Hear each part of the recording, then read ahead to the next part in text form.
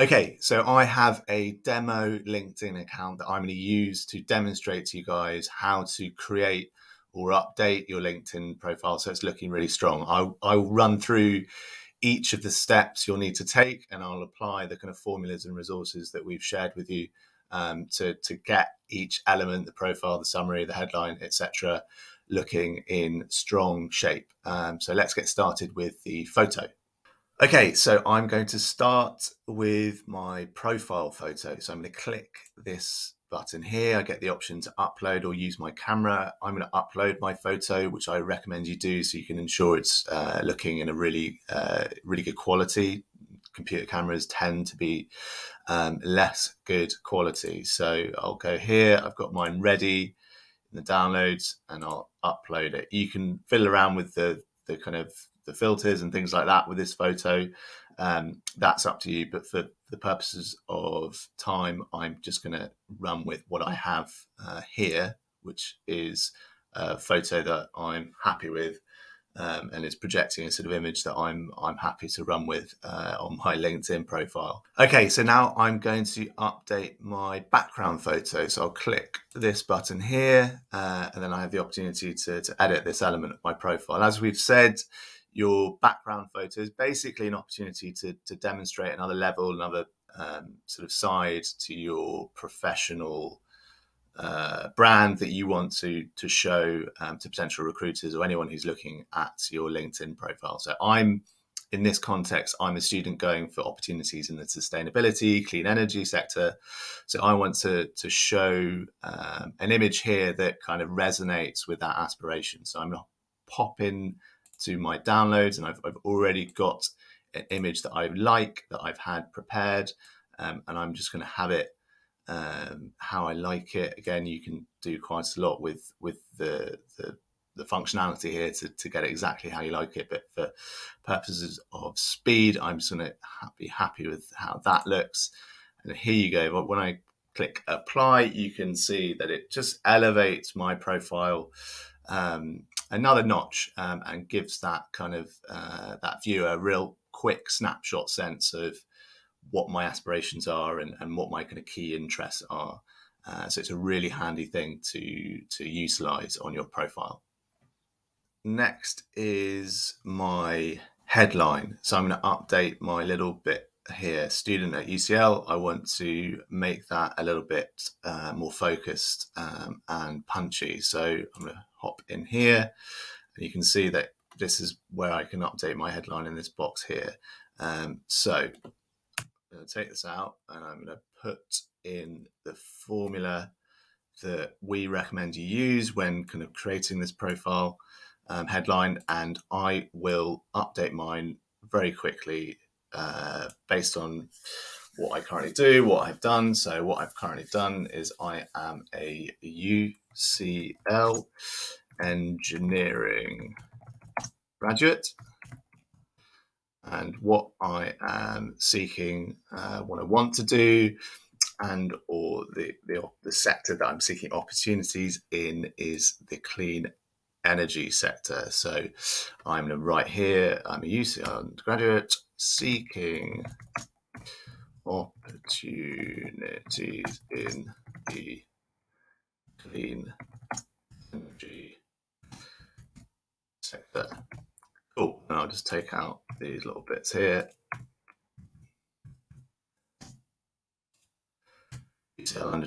UCL engineering graduate seeking opportunities in the clean energy sector.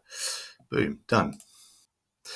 Okay, so now I'm going to add in the About Me section, my sort of profile summary. So what I'll do is go here, click Add Profile Section, and then this bit is called the About. So I'm going to add About. I'm going to copy, paste in the formula that we suggest you use to get this section looking tip top. And I'm going to start with my most recent qualifications. So I am a recent graduate of UCL.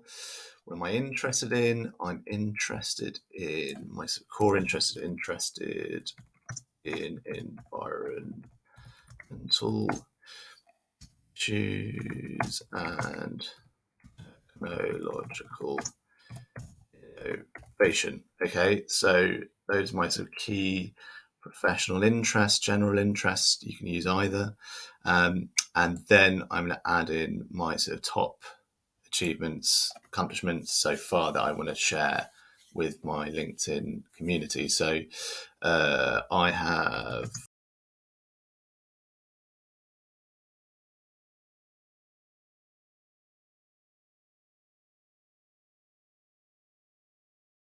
so you can see that I'm selecting experiences that align with the kind of sector I want to find jobs in, but you don't have to do that if you're looking much broadly at the moment. You can be much more broad with your experiences as long as they're communicating skills that you perhaps want to utilize professionally.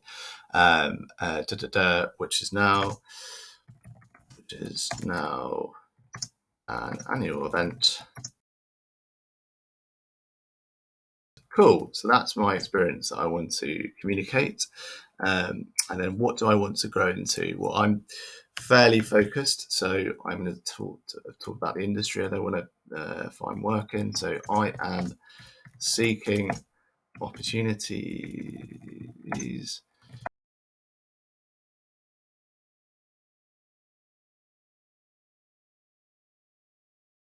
My aspiration here is quite focused. If you can be focused, it's good. If you're less focused at the moment, that's just as good because you can be sort of short and punchy and just say, look, I'm seeking opportunities in the clean energy sector, or I'm seeking opportunities in the research sector or the charity sector. That's fine as long as I have when I'm viewing your profile, I have an understanding of your general aspirations. That's really, really helpful. And here I'm just going to take out these little bits that form the formulas. Stop there. And there we have it. There is my LinkedIn About Me section. I'm going to save it here. Another section you'll want to have looking the way you want it is your work preferences, the sort of roles you're looking for and how you're willing to work, whether it be hybrid, remote, or a combination of the two. So if you're just starting your LinkedIn profile, it will be essentially an option that LinkedIn will encourage you to edit, which I have here. So I'm going to click this button here, and then I've got my options here. When I was setting up my LinkedIn profile, it asked me for at least one job title that I was interested in. So I've added that in. So I put in engineering. I might want to add in a few different variations of the sort of engineering I want to go into. So maybe I want to be a civil engineer as well. There we go. Or then I also saw the option there as engineering position. So if you can just kind of give yourself a wide scope, then that's going to give you more opportunities to have the right sort of recruiters looking at your profile. Sorry, I'm just looking through the different options here. Maybe I'll add in system engineer. That's enough. I've already added in the sort of workplace scenarios that I'm happy with. So I'm happy with going on site. I'm happy with working with hybrid. I'm happy with working remote, but you can switch those on and off as you wish. Here is where I can add in, like, if I want to work on site, if I want to go into the office, this is the area. These are the places I'm happy to go into because of the commute or whatever it might be for you. You can keep adding locations in. So I could put, maybe somewhere else. Well, Gloucester. So there we go. I'm happy to go into Bristol, Gloucester, and I can keep adding to those locations as I see fit. And then also I can add in remote locations, which you could basically be pretty broad with this and say UK. Maybe you don't want to work remotely for a company that's in Australia or the US, where the hours are vastly different. So you can be quite specific with that, and you can also indicate basically where you're sort of at with your kind of urgency around looking for a job. So I'm going to put in immediately, then I'm going to put in I'm looking for full-time positions and internships, and then here I can select basically anyone who's a recruiter can see, who identifies as a recruiter on LinkedIn can see this, or I can select it for all LinkedIn members. So I'm not currently working at a company, so I'm happy to put this out to all members, and then it adds that neat little element to my profile, which gives people a quick snapshot that, hey, I'm open to work, I'm looking for opportunities. Okay, so now I'm going to change my URL. That's this bit here. Now, when you set up your LinkedIn profile, and if you haven't already changed this, it won't quite look like this. I've already actually changed my URL because I was playing about with it earlier before we started this session. So, but I still want to tweak it actually, because it's not quite how I want it. But if you haven't changed it yet at all, or if you've just launched your profile, then you're going to have your name and then a hyphen and then a long number, and that doesn't look great. And it also isn't particularly easy to share or easy to remember. So it's a really good idea to edit your URL. So you hop into this section here, and then you click the pen here, and then you can tweak it.